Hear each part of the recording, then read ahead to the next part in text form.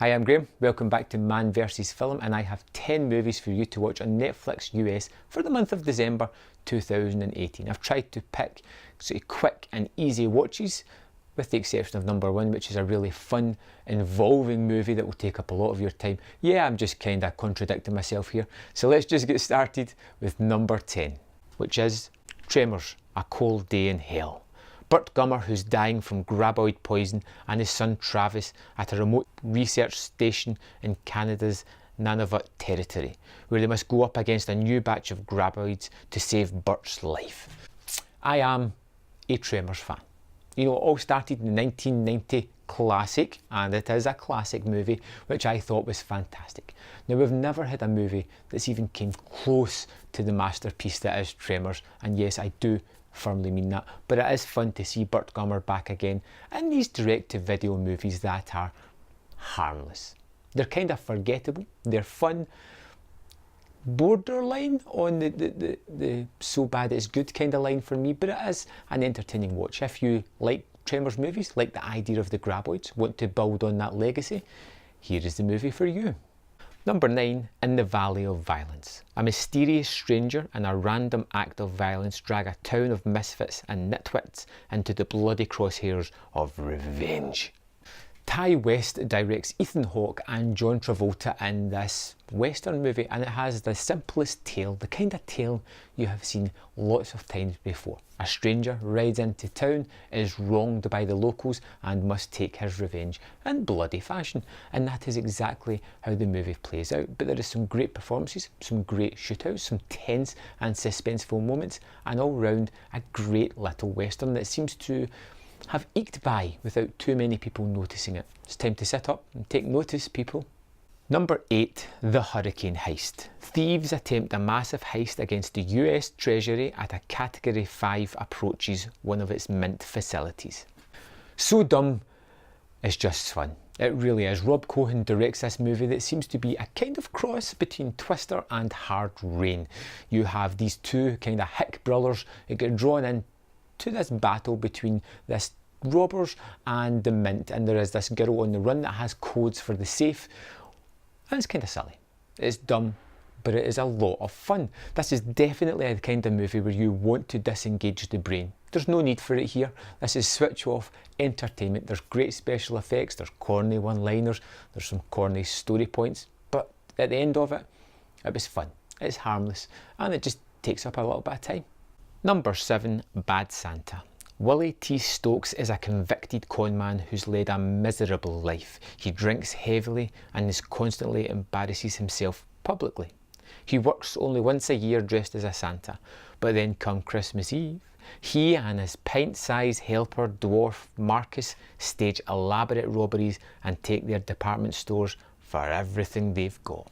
I like my Christmas movies with a little bit of bad taste, and Bad Santa gives me a lot of that. You get a reprehensible character, the kind of disgusting character who never fully gets rehabilitated in this tale. Thurman, the kid that sort of latches himself on to Willie's Santa character, you get a host of deplorable characters, and they all are deplorable in their own way, and it makes for a great Christmas movie. Lots of laughs. This is broad comedy that's not for everybody. There's a little bit of sexual content. There's a lot of sexual content here.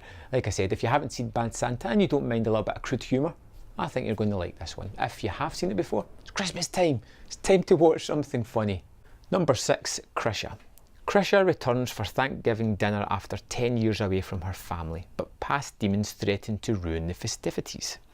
From the Man That Brought Us It Comes at Night was this drama that was shot with family members in his own home over a course of a couple of weeks. But you can see the real talent that is on show here. The camera work is fantastic. The use of his setups, the way he sets up a story and layers it. It's a simple story contained in a house, but it is an effective drama that really gets to the core of this one character and the effect that she has had within the whole family. I think Krisha is a fantastic movie that I hear nobody talking about, and I think it's totally worth your while. Number 5, Bright.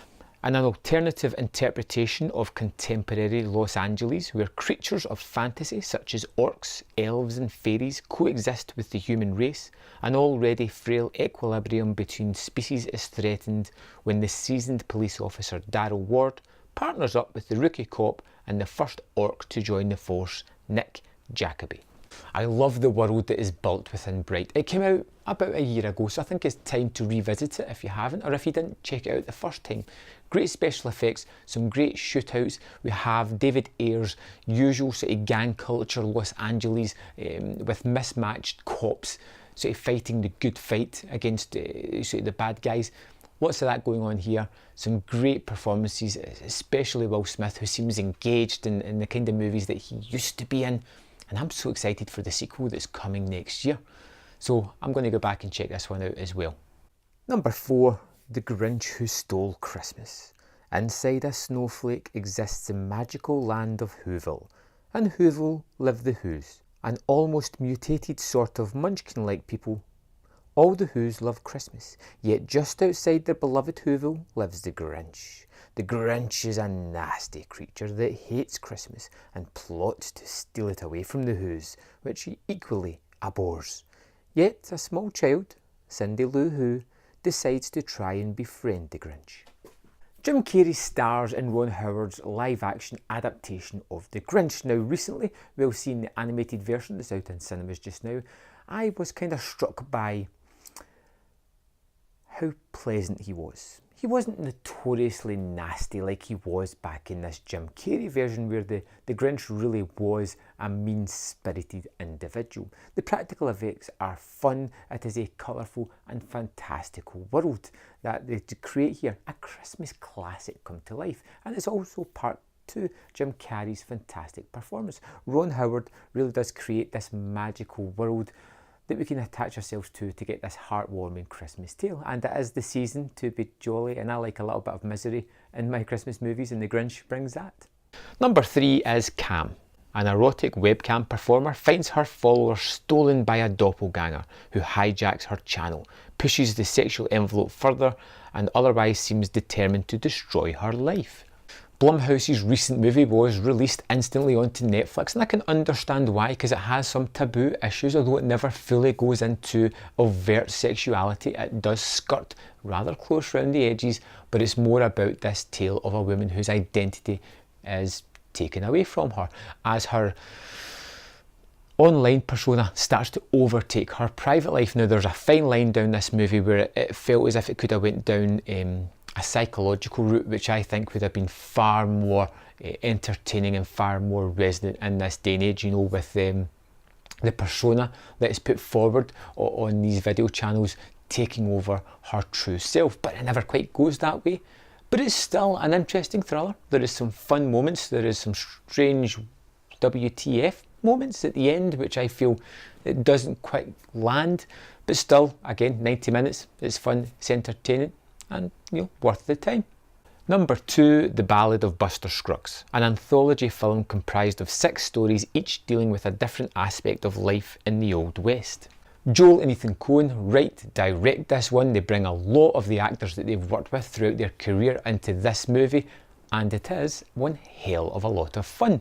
There is segments that are better than others, but you get that every time with an anthology movie, and for me there were more hits than there were misses. This is one of these movies that I could go back to and watch just a segment, particularly the Buster Scruggs segment that I thought was absolutely not perfect, and I would have loved to have seen a full movie involving that character.